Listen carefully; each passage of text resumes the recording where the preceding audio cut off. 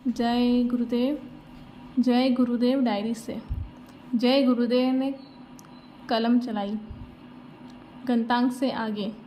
मालिक को जीव के मन साथी की घटत मंजूर। पति पत्नी, पिता पुत्र, मित्र मित्र, बिरादरी बिरादरी, कौम कौम, मुल्क मुल्क, सब स्वतंत्र होना चाहते हैं।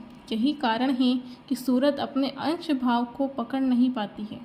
सूरत का स्वाभाविक खिंचाव अंतर की तरफ है। सूरत अपनी अंदरूनी आँख खोले तब इसे खबर पड़े कि मेरा खिंचाव किस तरफ है। जब तक शिव नेत्र नहीं खुलता तब तक सूरत अपने असली स्वरूप व चैतन्यता से शून्य है। सूरत को अब यह ज्ञान नहीं है कि मैं सूरत हूँ या आत्मा हूँ या जीव हूँ या रूह हूँ। सब कुछ भूलकर भूल भुलैया के देश में आकर भूल गई। प्रीतम, तुम कहाँ से आए हो? क्या तुम बता सकते हो या तुम्हारा क्या रूप है? तुम्हारा पिता वास्तव में दयालु है या कसाई है? यदि वह दयालु है तो मुझे इतने दुख में रखता हुआ क्यों शरीर दूर कर देता है? और यदि कसाई का काम करता है तो वह पिता नहीं है।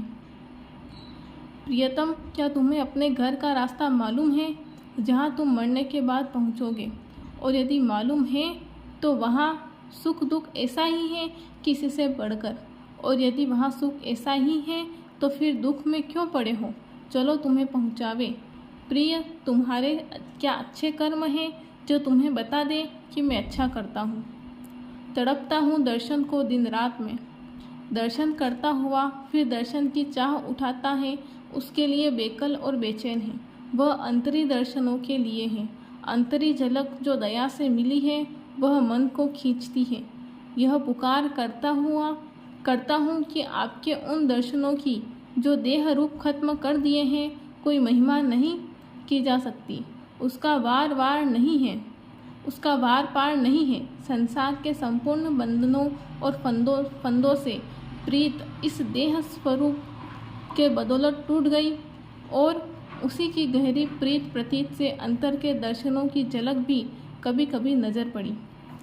अब दया करके अंतर के भी दर्शन उस घाट के जहाँ सूरत बैठी है दीजिए। जो दर्शन जम के काल माया के जंजाल और मौत से नाता छूट जाए और जगत के भोग जो अंतर में जकोले देते हैं और जो पंचभूत उद्वेग मचाते हैं उनसे बचाव हो जावे। इससे निर्भय होना मेरी सामर्थ्य के बाहर है। यह भी आपकी मेहर और दया से होगा। गुरु के दर्शन और वचन में बिना किसी किस्म के स्वार्थ के सच्ची प्रीत होनी अनिवार्य है। दुनिया जितनी तरह के मोह में है उन उत्तम दर्जे की प्रीत और मोह माता का पुत्र के साथ है।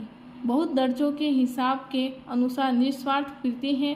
पुत्र चाहे तकलीफ भी देखे परंतु वह परदेश में है तो उसके लिए माता विकल रहती है और उसकी याद में हो या न हो माता के अंदर एक प्रकार की सदा गुदगुदी रहा करती है पुत्र के लिए। इसी तरह सेवक का प्रेम गुरु के साथ निस्वार्थ होना जरूरी है। संसार की वासनाओं का मनुष्य के हृदय में एक प्रकार का समुद्र है। तुम्हारे आचार विचार ठीक नहीं हुए तो तुम्हें इंसान कौन कहेगा? जय गुरुदेव।